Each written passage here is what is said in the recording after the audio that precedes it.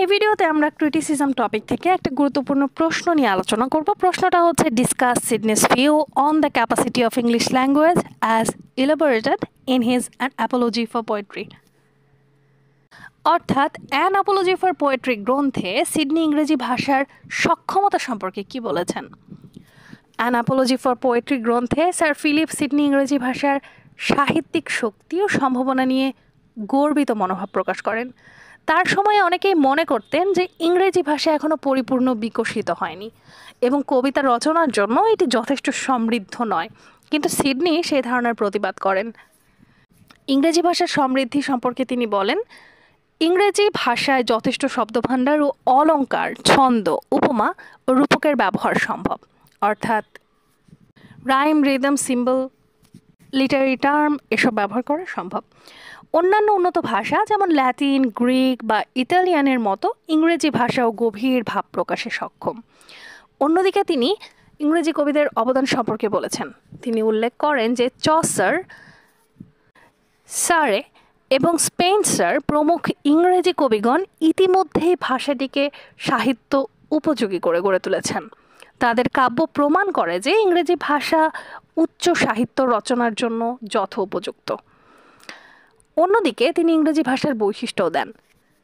ইংরেজি ভাষার বৈশিষ্ট্য দিতে গিয়ে তিনি বলেন, ইংরেজি ভাষা সহজে ছন্দ তৈরি করতে পারে, শব্দ গঠনে নমনীয় এবং আবেগ প্রকাশে দক্ষ। ইংরেজি ভাষা কল্পনা শক্তির প্রকাশে ও নৈতিক শিক্ষার বাহক হতে পারে।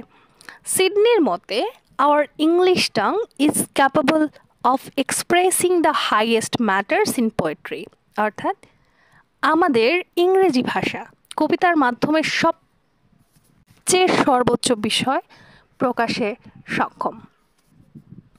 অর্থাৎ সে সময়ের কিছু রাইটার্সরা মনে করতেন যে ইংরেজি ভাষা গ্রিক, ল্যাটিন বা ইটালিয়ান ভাষার মতো অতটাও সমৃদ্ধ নয়, কিন্তু সিডনি এখানে ব্যাখ্যা করে দেখিয়েছেন যে ইংরেজি ভাষা যথেষ্ট সমৃদ্ধ এবং সুন্দর কিছু ওয়ার্কের জন্য একদমই যথোপযোগী।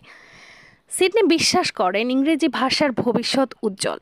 তিনি এর সাহিত্যিক শক্তি ও সৌন্দর্যে আস্থা রেখে বলেন, এই ভাষা কবিতার জন্য যথেষ্ট উপযুক্ত, সেই সাথে গৌরবজনকও।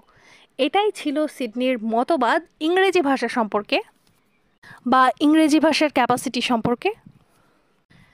আশা করছি তোমাদের কাছে ক্লিয়ার হয়েছে। তোমরা যদি পরীক্ষার জন্য দেখে থাকো তো প্লেলিস্টের বাকি ভিডিওগুলো দেখতে পারো। এতক্ষণ সাথে থাকার জন্য অসংখ্য ধন্যবাদ। আর প্রত্যেকটা টপিক একটু বেসিক বুঝে পড়বে, কারণ এই সাবজেক্টটায় একই প্রশ্ন বিভিন্নভাবে ঘুরিয়ে দেয়া থাকে। অর্থাৎ তুমি যেই প্রশ্নটা জানো সেই প্রশ্নটা কেমনভাবে উপস্থাপন করা হতে পারে যেটাকে তুমি চিনতেই পারবে না, কিন্তু এটার উত্তরটা একদমই এক। তাই একটু এই সাবজেক্টটা একটু বুঝে পড়বে যে কোন প্রশ্নটায় কোন ধরনের উত্তরগুলো দেয়া যেতে পারে।